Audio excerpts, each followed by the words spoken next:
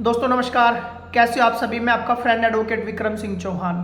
दोस्तों आज की वीडियो में हम बात करेंगे कोर्ट के स्टे ऑर्डर के बारे में।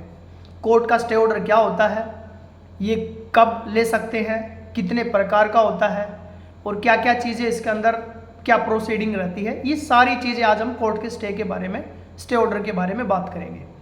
तो कोर्ट का स्टे ऑर्डर क्या होता है, एक प्रकार से कोर्ट का एक टेम्परेरी स्टॉप या पॉज होता है जो किसी एक्शन को, किसी प्रोसीडिंग को, किसी ऑर्डर को या किसी डिग्री के एग्जीक्यूशन को कुछ टाइम के लिए रोक देता है जब तक कि कोर्ट का कोई अगला ऑर्डर या कोई अगला फैसला नहीं आ जाता है।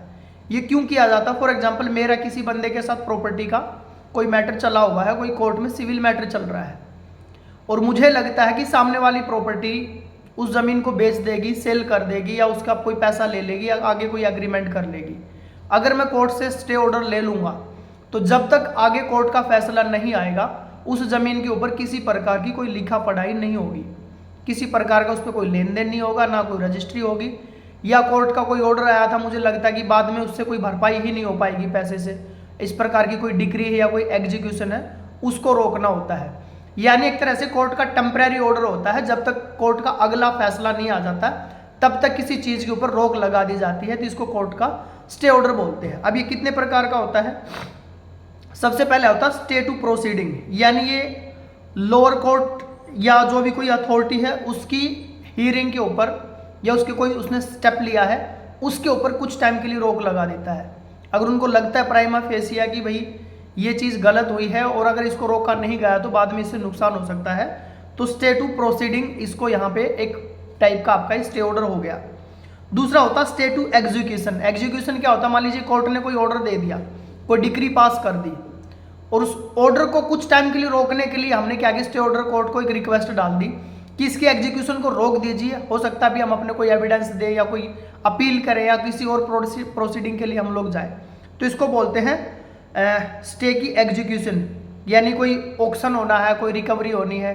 कई बार आपने देखा होगा किसी ने लोन ले लिया और बैंक वाले उसका ऑक्शन करते और उसके लिए कोर्ट ने कोई डिक्री पास कर दी, कोई एग्जीक्यूशन होना है, तो उस पर कुछ टाइम के लिए रोक लगवा देना, कोर्ट के थ्रू स्टे ऑर्डर करवा देना। तीसरा होता है इंटरिम या एड इंटरिम एक्स पार्टी भी इसको हम बोलते हैं। कई बार क्या होता है किसी ने केस कर दिया और दूसरी जो पार्टी है वो कोर्ट में आ ही नहीं रही है, तो कोर्ट क्या करता है कि एक्स पार्टी कर देता है, यानी एक पक्षीय अपना निर्णय कोर्ट सुना देता है। तो उसमें क्या होता है कि कई बार हो सकता है सामने वाले की कोई मजबूरी हो, कोई जेन्युइन रीजन हो, वो आ नहीं पाया और कोर्ट ने उसका एग्जीक्यूशन या डिक्री पास कर दी हो, तो उस टाइम पे जो स्टे ऑर्डर लिया जाता है उसको हम बोलते हैं इंटरिम एड या इंटरिम एक्स पार्टी स्टे। चौथा होता है टारगेटेड स्टे। टारगेटेड क्या होता है कि किसी स्पेसिफिक एक्ट को रोकना। फॉर एग्जांपल कोई कंस्ट्रक्शन को रोकना है या कोई ट्रांसपोर्ट उसके रजिस्ट्रेशन को रोकना है।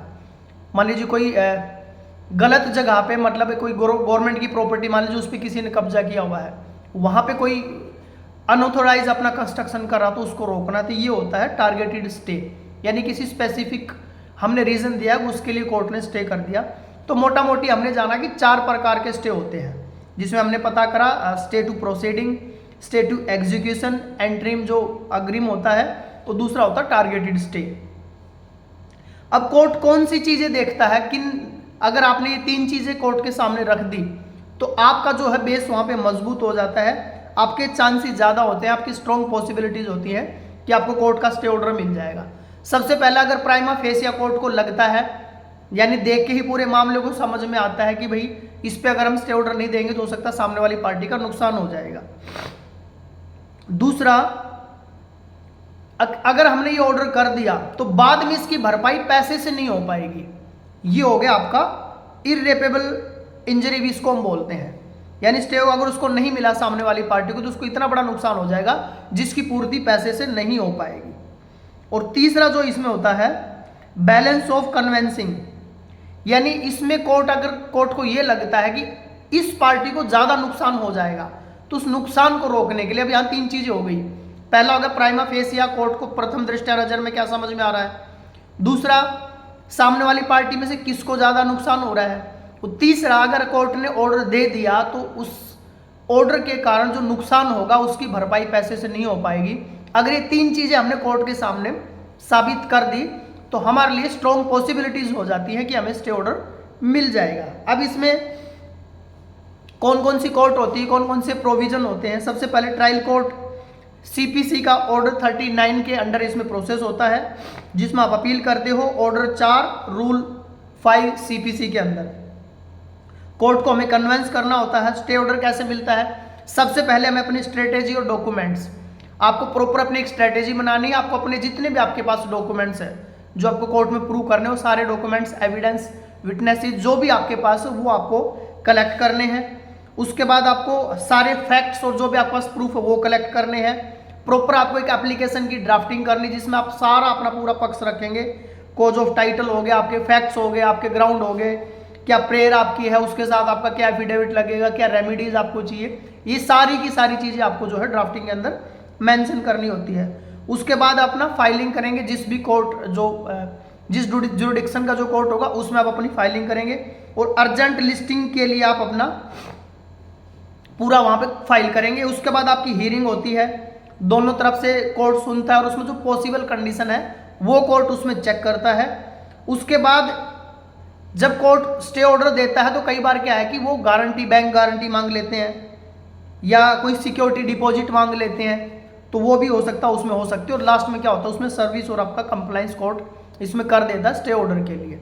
कई बार क्या होता है कि लोग स्टे ऑर्डर करने के बाद भी उसमें कुछ छेड़खानी करते हैं, यानी जो ऑर्डर दिया उसको, स्टे ऑर्डर को वायलेट करते हैं या उसको रिफ्यूज करते हैं, तो उसमें फिर कोर्ट की अलग प्रोसीडिंग चलती है। अब मोटा मोटा हमने ये समझा कि कोर्ट का स्टे ऑर्डर क्या होता है। एक तरह से टेम्परेरी क्या होता है, किसी चीज को रोक देना कोर्ट के थ्रू, जब तक कोई उसका नेक्स्ट डिसीजन या कोई फैसला कोर्ट का नहीं आ जाए। तो दोस्तों नेक्स्ट वीडियो आप किस टॉपिक पे चाह रहे हैं प्लीज कमेंट बॉक्स में मेंशन कीजिए, हम उसी टॉपिक पे आप साथियों के लिए वीडियो लेके आएंगे। तब तक आप अपना प्यार और आशीर्वाद ऐसे बनाए रखिए। हम जल्द मिलते हैं एक और नई वीडियो के साथ। तब तक आप सभी साथियों का दिल की गहराई से बहुत बहुत धन्यवाद। जय हिंद, जय भारत, वंदे मातरम। Thank you very much.